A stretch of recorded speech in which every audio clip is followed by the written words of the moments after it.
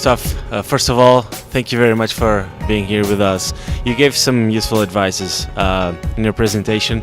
The first one, the kind of vocabulary that people from healthcare institutions use. Can you tell us again in a very short presentation what you said inside? Of course, so superlatives just need to go, right? Multidisciplinary, state-of-the-art. Use the terminology that people actually use. Don't use the internal terminology. The other one that came to mind was the use of infant, right? Doctors say infants, but the public actually calls them babies, right? For example. So there's other terminology out there that we really want to take a look at and make sure we use the terminology that patients use, not that physicians use, right? So people can actually find the information they're looking for, whether it's on Google, whether it's on another network, but that's becoming more and more important. And when you're a hospital or a clinic and you have what every other clinic or hospital has, it makes a difference when you tell it in a good story. Absolutely. So the example I gave in there is there's 6 hospital systems in one metro area, and they all have the same equipment.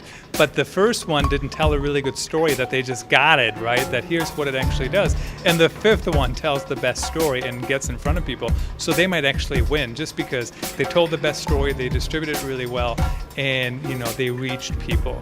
So it does matter who tells a good story, who explains what the purpose is. So like the technology example, a lot of times hospitals say, we have this new piece of technology, right? And that's great, but what does it actually do for patients? So explain what's the purpose for the patient, what is it solving that we didn't solve until this point, or sometimes it just makes something easier and simpler, right? So if you think about minimally invasive surgery, I mean, it's not really a big problem sometimes that it solves, but it makes the recovery quicker, it helps people, it helps patients have an even better patient experience.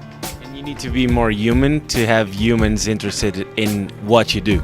Right, so the example I gave in there was, humans need to sound like humans, and it's so funny that we actually have to say that, but brains are not humans, right? So we have to figure out who are the people that we actually engage with, who share our stories, so they can sound like people and not sound like a stiff organization, for example. And how was this first visit to Brazil in our event? Oh, it was great. Thanks for having me. They had great questions. First time a talk was actually live translated, so that was interesting to see a little bit of a delay, but it's been great to visit Sao Paulo and of course see some of the local areas and just meet new people. Okay, thank you very much, Christoph.